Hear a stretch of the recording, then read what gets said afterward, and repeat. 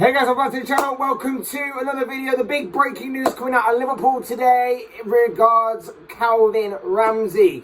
Liverpool and Aberdeen have come to an agreement about the right back, and it seems imminent that Ramsay will become a Liverpool player in the very near future. It does seem that this is the go-ahead we've been waiting for. We have heard a lot about Calvin Ramsay in the early stages of this summer. We know that Liverpool was strongly interested in signing him. We know that Leeds as well were interested, but it seems that obviously the pull of Liverpool has won the race in this one, and it seems everything is all now finally in place for Calvin Ramsay to be soon unveiled as a Liverpool player. We're going to be looking at this deal, we're going to be talking all about it, but before we go any further, I would like to remind you, please like the video and also subscribe if you're new. Both things are always and frankly greatly appreciated. But for now, let's get into this. Let's talk about this transfer, because this is a very interesting one to me. I don't watch a lot of Scottish football,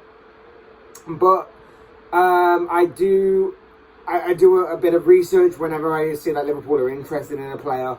And from the research that I've done, from the bits that I've seen, the bits that I've read, and so on and so forth, this could be quite the interesting transfer Liverpool have produced here. Maybe not for the immediate future per se, but maybe for more the long term. This could be a very intriguing signing for the long term. This is a player that is being highly talked about and highly raved about in Scottish football. A lot of potential, still very rough and green around the edges, but has a lot of potential and promise to his game. And when you look at what he delivers and what he does, it is sort of Trent-like in a way. It is.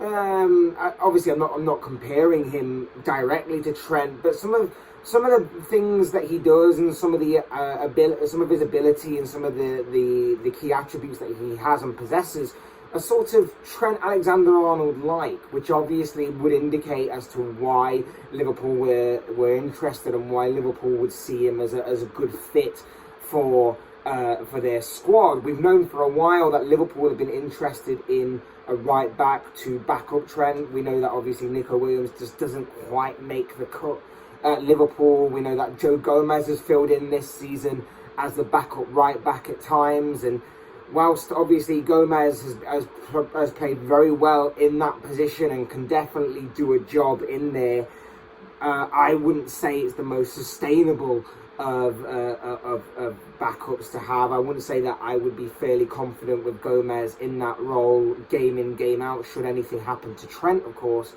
But we do know that Liverpool have been looking at that kind of area, looking at a potential backup for Trent, looking at someone to probably come in that can do a job right now, but is more so for the future than the present, and someone to give Trent some competition so that he doesn't maybe rely on his morals too much, or just try and relax or stagnate a little bit. We want someone that can obviously push Trent further on to continue to improve and get better game in, game out, season after season. Obviously, the news today of this was broken by Paul Joyce, top-tier Liverpool journalist. Of course, we know that Liverpool have been interested for a while. We know that this deal has been kind of dragging on in the background. Everyone's been focusing on, obviously, Darwin Núñez, and that's amazing, but this deal has been dragging on in the background. And today, Paul Joyce broke the news that Liverpool and Aberdeen have obviously come to an agreement in the end in regards to the purchase of one Calvin Ramsay. Joyce tweeted today saying, Liverpool agree deal for Aberdeen's Calvin Ramsay, which is set to be their last incoming transfer of the window, prepared to wait until 2023 for midfield reinforcements. Now, I'll come back to that at the end of the video in terms of the last incoming transfer, because that is actually something that that will obviously probably take more centre stage, to be honest, with a lot of Liverpool fans, because I don't really feel like a lot of people, including myself, know a great deal about Calvin Ramsay just from what we've seen and what we've heard and what we've kind of researched into. Fabrizio Romano followed up. He tweeted, Liverpool are set to sign Scottish fullback Calvin Ramsay. Done deal. Official bid submitted last week. Has been accepted by Aberdeen. After changes to add-ons structure, Ramsay will sign until June 2027 as he agreed personal terms 1 week ago. Done and sealed. And just to follow it up, Dominic King also tweeted on this. He said, Liverpool have made a breakthrough in their pursuit of Calvin Ramsay. A $4 million deal has been agreed with $2.5 million in add-ons. A medical will be next. It would also seem at this stage that will be it in terms of incomings. So both Dominic King and Paul Joyce backing up the theory that Liverpool's transfer activity in terms of incomings is done, dusted, and complete. And like I say, I'll get on to more of that towards the end of the video, but I'm going to talk about Calvin Ramsay for right now. He's 18 years old. He made 24 appearances in the Scottish Premier League last season. He scored 1 goal and assisted 4 times, which may not make for great reading in terms of assists, but for an 18-year-old who obviously has that to his locker and more with his potential and the qualities that he displays, like I said before, it's kind of understanding as to why Klopp would like him and to why Liverpool have been pursuing this potential deal for a while now. What he possesses is stuff that's Trent-like. His composure on the ball is pretty good for a guy of his age. He's got high energy and he has bags of ability. He can drive at defenders. He creates space for others. He'll go forward. He's a very offensive right back, similar to the way Trent is, and his crossing is a very, very strong attribute of his, which, like I say, is very Trent-like. Trent creates a space. He can go forward. He's got high energy. He can go on the outside. He can go on the inside. He can commit defenders. He can take on defenders. Trent is very much like that. In terms of what he possesses as well. Obviously Trent's just further along the scale of his ability and obviously his experience and so on and so forth. And with all that being said, it does create that kind of unpredictability factor that he can at one moment take on a defender and at one moment he can just cross the ball in. It does show he has the versatility to his game from that right back position, and obviously with the way that obviously Liverpool set up, that is going to be key and he's going to slot in straight away. In saying that, though, there is a lot of work to be done on his game, as you'd probably expect for a man of his age. Obviously a lack of experience and everything goes along with that, but his defensive side is what seems to be the main thing that everyone points out when they say that he needs to improve upon. And again, it sounds dumb being a right back that he needs to improve upon that, but let's face it, Trent wasn't exactly great at 18, and he's constantly progressing and he's constantly working very hard on that defensive style to his game, and he's getting better and better at it game after game, season after season, and obviously that is where Ramsay's going to have to fit in as well. His reading of the game, his concentration at times can sometimes let him down, it seems, and he isn't exactly the best in the air either.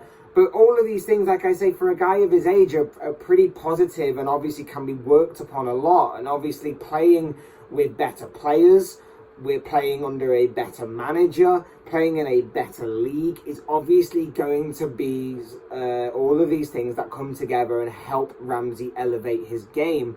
And obviously being with the likes of Trent Alexander-Arnold, who we've talked about numerous times, but he's obviously going to be the main senior right back. He can learn off Trent. He can learn all the little things that Trent's learned off other people and obviously Klopp himself and everything. And he can pass on that wisdom, that knowledge and everything. And obviously you have Virgil van Dijk in the centre-back position, a fantastic leader, a solid leader to have in the heart of the defence where he can learn from him as well. Robertson on the other flank, they've got that Scottish connection going there as well. James Milner, Jordan Henderson, captain, vice-captain, leaders, experiencers, been there, done that, got all the t-shirts and the medals and the accolades to prove it. He's got all of these players to kind of work off and learn from on and off the pitch.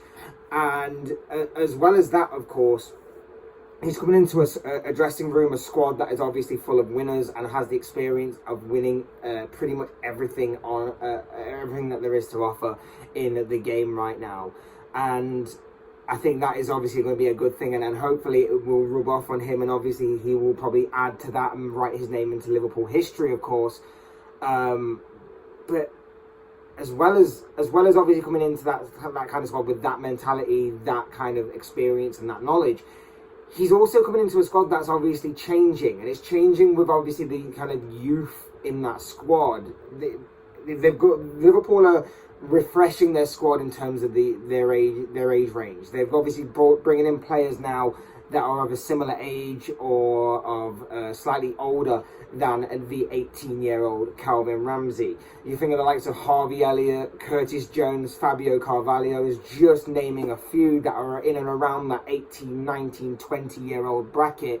So he's obviously going to be for the future, but he does strike me as someone with a lot of promise, a lot of potential for that future, but also with a lot of ability right now that he can be on standby should obviously anything happen to Trent Alexander-Arnold. He's still very rough around the edges, but he can obviously learn from that, he can grow, and he can get better and continue to evolve. And obviously, like I say, his offensive attributes are actually pretty decent and look pretty good on the eye. It just needs to be turned more into more of an end product in terms of more goals being scored from them, which obviously is not really down to him, it's more down to the finishers. And obviously with better finishers around him, he can obviously improve those kind of stats, and obviously getting more knowledgeable about the game, getting more of an understanding about the game, he can obviously improve on his defensive side as well and be a very good piece of the squad, piece of competition for Trent, so on and so forth. So that's what I've got to say about Calvin Ramsay. What I've got to say about this could be it in terms of Liverpool's transfer dealings. This kind of does worry me a little bit. The midfield, everyone's worried about the midfield, and I get their concerns. I do understand their concerns about the midfield. I see it as not a massive worry. I do think the Liverpool midfield is strong enough as it is right now. I think obviously it could be improved upon. It could get better. But if our plan A was for Chouameni and then we were going to move on to someone next summer perhaps, then I'm prepared to wait. I'm prepared to put my faith in Harvey Elliott getting more game time. I'm prepared for Curtis Jones to step up next season. I'm prepared. I could be completely wrong about this, and I could be looking like an idiot in several months' time if Jones doesn't step up, if Harvey Elliott doesn't step up, if Naby Keita can't stop getting injured, if Thiago's constantly in and out the squad. There are these question marks, and I did discuss these question marks in a previous video I did about Liverpool's midfield, but I'm prepared to throw the dice on this. I'm prepared to gamble on this Liverpool midfield staying strong for the majority of the season coming up. What I will say is, I'm a little bit concerned about the right wing. I've said it in that video as well. I'm a little bit concerned about the right wing. I think obviously Salah is amazing, Salah is incredible, and I would expect Salah to either see out the final year of his contract and then go on a free transfer next year, or he's going to sign a new contract. I'm done. I'm bored of talking about the Mohamed Salah contract situation. It is what it is. If it happens, it happens. If it doesn't, it doesn't. I'm bored of it.